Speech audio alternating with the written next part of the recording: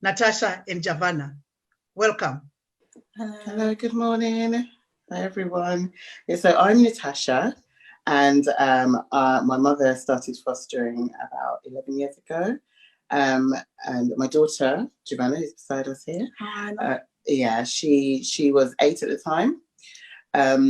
So obviously when I started fostering with my mom being a support, I was older. So I looked at the children as, one of my own as well. And also they were coming in to help me out because I only had one child. And it was really lovely to have more children in the household. And I remember my daughter really, really enjoying that experience of feeling what it could feel like to have siblings and things like that. So it was very beneficial for us and also beneficial for the young people coming in. So it worked beautifully. Thank you, Natasha, for painting your journey. When you said these children, when they are coming in, you felt like they were helping you. In what way? Well, I've had no more children other than Giovanna birth children, but I've looked after many children who feel very much like my own as well. So in that way, there was a beautiful exchange from one to another. So we gave them a home and they provided something lovely for us. So it was a two-way thing. It's lovely. It also helped you because I used to ask my mum, when are you going to have another child? So I want a sibling. Oh, yeah, I used to get pressure for having extra children. But that pressure eased off once the young children came into place. Yeah. Oh, that's true. So there you go. There was some auto-completion of some kind. The family was already completed with either a younger sibling or an older sibling, and Giovanna was happy with that. Right? Now that you are a foster carer yourself, Natasha, right? And then Giovanna, how are you helping mom? So I'm helping mom by supporting her in every way as possible, especially when there are emotional times, with the families with the young children, and I try my best as hardest. I always support her with doing drama therapy. That's what I do. I've started this module when I was 16. Have you at any chance had a foster child who was older than yourself? On one occasion, yeah. Tell us about it. What happened? It was fine. We got along very well. Yeah, we bonded. We actually call each other sisters and we're still in contact to this day. Oh, nice. And the most beautiful thing about that, she's actually a white British child. Okay, right. Right. So in that situation, that fostering situation, when you had somebody from a different culture altogether, did you think you played any role to sort of fill in any gap between this generation, the Natasha mother generation, and you, the young ones? You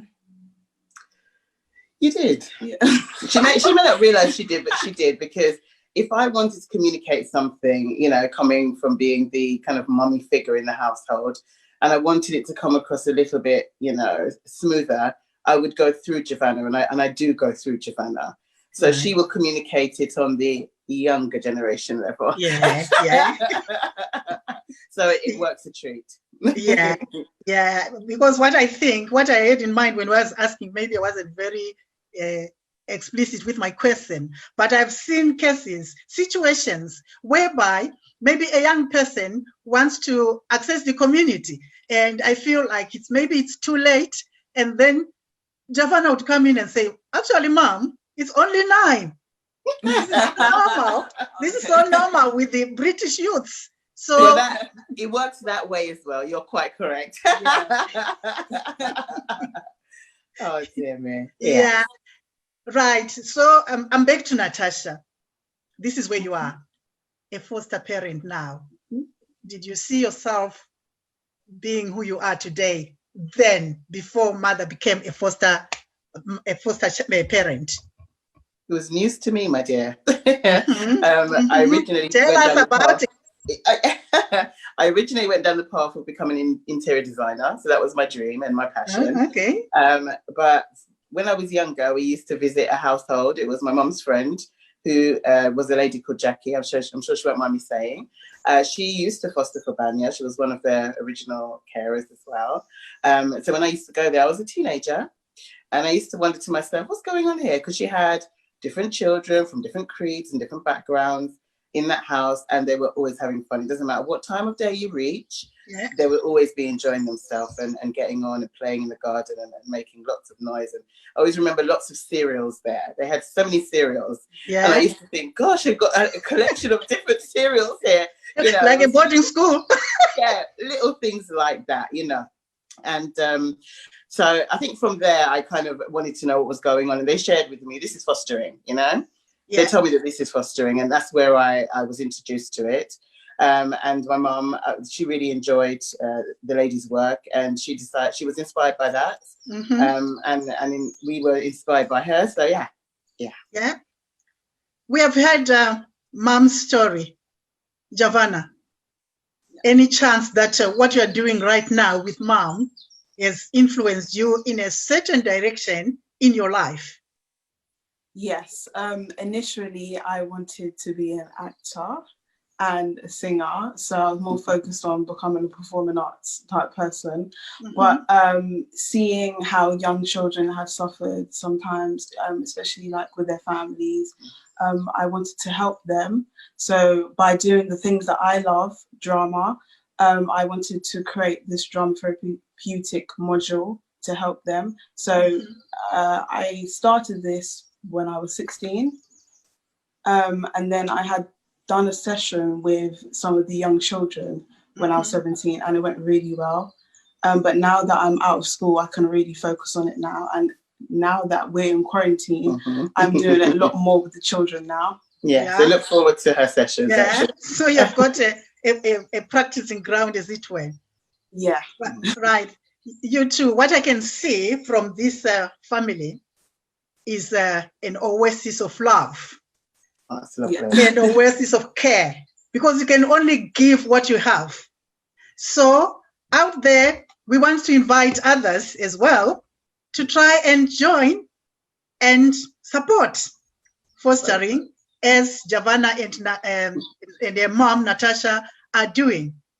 I think out there, our conversation must have generated a lot of questions, and people are itching to get some clarity from the gurus who are in it at the moment. So we'll get a chance to get questions from our viewers.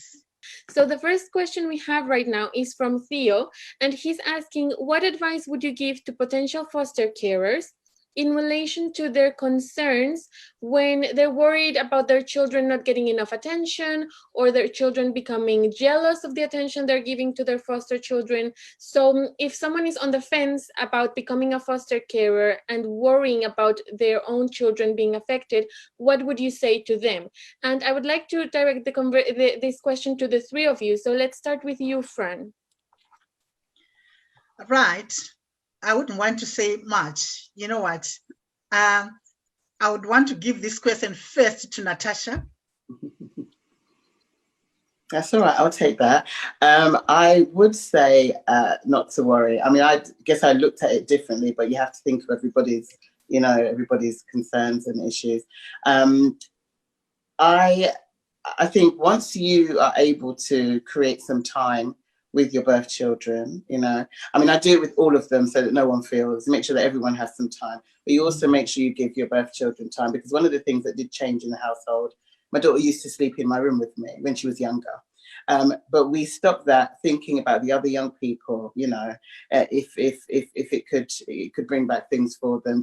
So that was something that we stopped. But if we went on holidays with each other, we would share a bed then, So just things like that. I wouldn't worry much about it. You'll see the magic happen. Children do magical things, They especially. I mean, what would you say? About the advice? Yeah. Being a child yourself. So I think the foster parents should just reassure their children that they're doing it for them. And, it's an opportunity for them to connect with the young people and help them out. It's a good thing what we're doing here. So, yeah, And extend your families. Yeah, extend the they'll feel good family. about it. Yeah.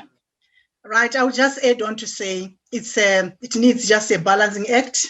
Mhm. Make sure you don't favor any one of them. That's it. And then with ourselves in Banya, we may allay these fears from the prospective foster carers by training, making sure we give them training that will make them understand children behaviors, their journeys, what to do with children who have been on a traumatic road. So training would actually help.